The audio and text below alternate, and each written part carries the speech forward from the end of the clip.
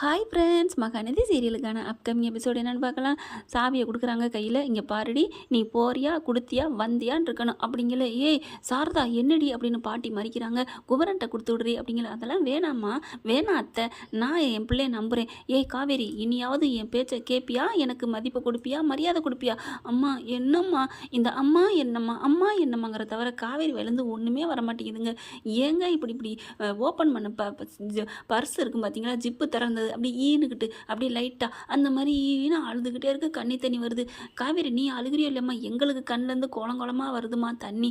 அவ்வளோ வேதனை வருது நீ அழுகிறதும். அங்கே அதை விட அந்த புள்ள தவிக்கிறதும் துடிக்கிறதும் பார்க்க சத்தியமாக சைக்கிளை. இது நாடகம் தான், இருந்தாலும் மனசெல்லாம் வேதனையாக இருக்குங்க. என்ன நினச்சிக்கிட்டு பண்ணுறாங்கன்னு தெரியல.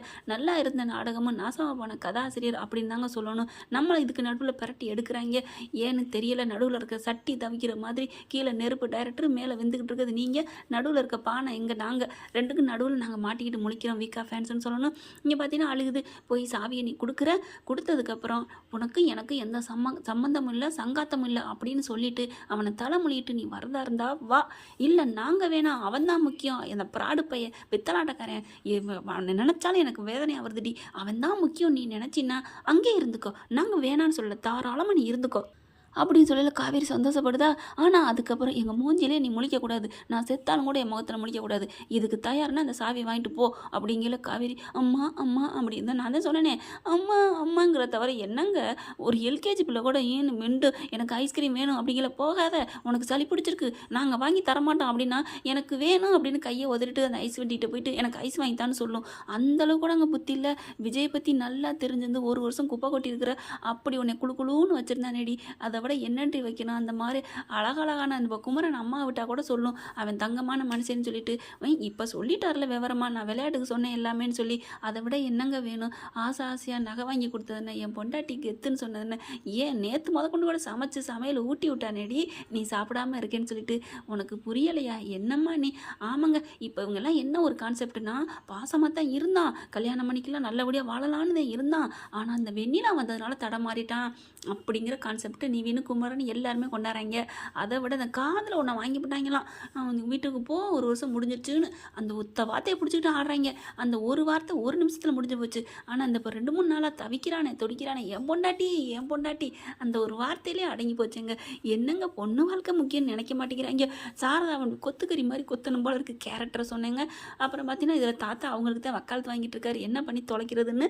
அதுக்கப்புறம் சாவியை வாங்கிடுறாங்க. ஏய் பார்த்துடி கங்கா இருந்துட்டு யமுனா யமுனா உன்னை இப்படி துணியை வச்சு புளியிற மாதிரி தாண்டி புளியணும், கரும்பு சக்கையில் விடுற மாதிரி தாண்டி விடணும், மிஷினுக்குள்ள விட்டு எடுக்கிறாங்க பாருங்கள். அந்த மாதிரி காவேரி நம்ம யமுனா என்னம்மா சொல்லணும், அதுக்குள்ள விட இல்லை, சாரி விஜய் சாரி விஜய்ன்னு சொல்லணுங்க. அவள் தாங்க ராகினி விட ஃபுல் காண்டில் இருக்கேன் யமுனா அப்படி நினைக்க அட ஏதோ தெரியாமல் நீ சொல்லிட்ட டைரியில் இருந்த கூட. ஆனால் இப்போ முதற்கொண்டு கொஞ்சமாவது கங்காவை கூட ஒரு விதத்தில் சேர்த்து நம்மளுக்கு என்ன விஜய் நீ என் புருஷனை ஏன் அடிக்கிற, என்னடி எப்படி உன் புருஷன் எங்கேருந்து வந்தான்னு ஒரு 4 இழுப்பு இழுத்துருக்கணும். விஜய் பழையது வருது வந்தாலும் அடக்குறாரு எல்லாமே காவேரியோட காதலுக்காக. எல்லா ஒட்டுமொத்த குடும்பமும் இப்படி நன்றி கட்டுங்க, சோத்தை தின்னுட்டு ஏதோ தெருவில் நடக்குது திங்கிது பாருங்க. அது மாதிரி தாங்க அந்த குடும்பம் பூரா நன்றி கட்ட குடும்பம்னு சொல்லணும். ஆனால் ஒரு நாள் இல்லைன்னா ஒரு நாள் நிச்சயம் இருக்குது, விஜய் காலில் விழுந்து மண்டி போட்டு கையெடுத்து கும்பிட்டு என்னை மன்னிச்சிருங்க தம்பின்னு அழுகிற காலம் வருங்க. கண்டிப்பாக அது வரும், நான் இப்போ சொல்கிறேன் எழுதி வச்சுக்கோங்க. அடுத்து பார்த்தீங்கன்னா சாவியை கொண்டு வராங்க. இங்கே மேலேருந்து பார்த்துட்டு காவேரி வந்துட்டான்னு ஓடி வராருங்க. புள்ள எவ்வளோ தவிச்சு போயிட்டு கண்ணில் பார்க்குறாங்கல்ல காவேரி, காதல் இருக்குன்னு தெரியாம நான் சும்மா அழுதா மட்டும் போதுமாங்க. காவேரி காவேரின்னு அழுகிறாரு. வந்துட்டியா காவேரி, என்னை விட்டுட்டு போக முடியாது எனக்கு தெரியும் காவேரி, நான் உன்னை உயிருக்கு உயிராக நேசிக்கிறேன் காவேரி, ப்ளீஸ் காவேரி நீ இல்லாமல் வாழ முடியாதுன்னு சொல்லிட்டு வந்து கையை பிடிச்சி கெஞ்ச போகிறாங்க.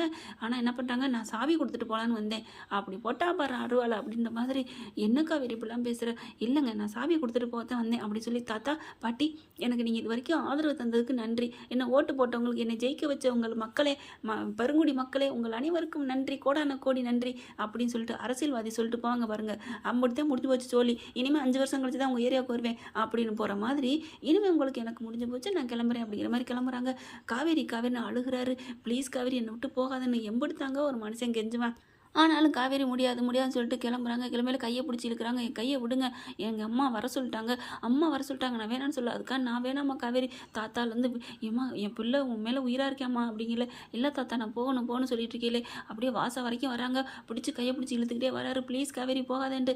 இங்கே கங்கா ஓடி வராங்க. இங்கே என்னடா நடக்குதுன்னு. அம்மா இன்னமும் நடக்குதுமா, நீ போடி சீக்கிரம், நம்ம பிள்ளை ஏதோ பண்ணிடுறேன். ஆமாம் உன் பிள்ளை ஃப்ரிட்ஜில் வச்ச ஆப்பிள் அடித்து நறுக்கு நறுக்குன்னு திங்க போகிறாங்க. அப்படி போடி அப்படி போக்கத்தவலை அப்படின்னு தான் தோணுது.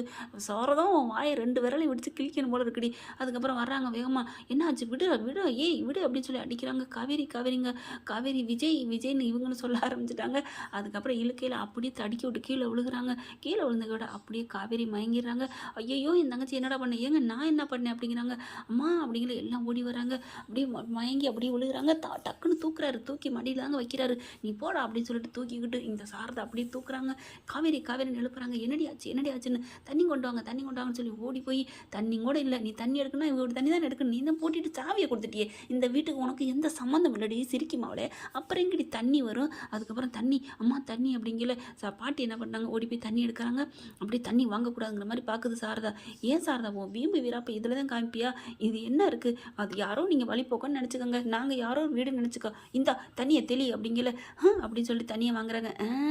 இப்போ தண்ணி வாங்கி தெளிக்கிறியாடி மவளை, இதே மாதிரி தாண்டி காரியாகணும், ஆத்திரத்துக்கு வேணும்னாலும் மட்டும் காசு வாங்கிக்கிட்டீங்க, எல்லாம் பண்ணிக்கிட்டீங்க. உன் மக சம்மதத்தோடு தானே எல்லாம் பண்ணினாரு. ஆனால் என்னமோ அவர் மட்டும் தனியாக பண்ண மாதிரி அவரை மட்டுமே தூக்கி வச்சுட்டு இப்படி நச்சு எடுக்கிறீல்லடி, என்னடி நியாயம். இப்போ அவங்களோட தண்ணி, இப்போ தண்ணி தெளிக்கிறாங்க, அந்த புள்ள முழிக்குது. தாகம் தீர்ந்தோடனே அவங்கள திருப்பி அடிக்கிற மாதிரி தானே இருக்குது. அப்படியே தண்ணி தெளிக்கிறாங்க. மயங்கியே கிடக்குறாங்க. என்னன்னு தெரியலையே, ஹாஸ்பிட்டலுக்கு தூக்கிட்டு போமா அப்படிங்கிறாங்க. அப்படியே ஒரு மாதிரியாக மயங்கியிருக்காங்க. தூக்குங்க தூக்குங்க. இல்லை அப்படியே விஜய் தவிக்கிறாருங்க. இப்படி தக்கு தக்கு தக்குன்னு சொல்லிட்டு, நான் தூக்கிட்டு போகிறேன் ஆஸ்பத்திரிக்கு, ஏய் ஒன்றும் தூக்க வேணாம் அப்படின்னு சொல்லிட்டுங்க. நிவினுக்கு என்ன சொல்கிறதுனே தெரியல. அவருக்கு இப்போ மனசு கடந்து என்ன தெரியும், இவங்க 2 பேரும் சண்டையாகி பிரிஞ்சுட்டானா உண்மையிலே லவ் இல்லைன்னா நம்ம கல்யாணம் பண்ணியிருக்கலாமே, வாழ்க்கை போச்சே அப்படிங்கிற மாதிரி தான் நினைப்பாரு. அந்த நினைப்பை கொண்டு வந்தது இப்போ யமுனா தானே. ஓகே ஃப்ரெண்ட்ஸ், பார்க்கலாம். இப்போ ஆஸ்பத்திரி கொண்டு போகிறாங்க. காவேரிக்கு வந்து கர்ப்பமாக இருந்தால் சந்தோஷம், என்னவா இருக்கும்னு நினைக்கும். நீங்கள் என்ன நினைக்கிங்க, இதை கமெண்ட் பாக்ஸில் கருத்து தெரிவிச்சிருங்க ஃப்ரெண்ட்ஸ். இந்த பதிவு உங்களுக்கு பிடிச்சிருந்துச்சு, நாங்கள் பண்ண எனக்கு எல்லோ லைக்கை போட்டு சப்ஸ்கிரைப் பண்ணிடுங்க. Thank you friends.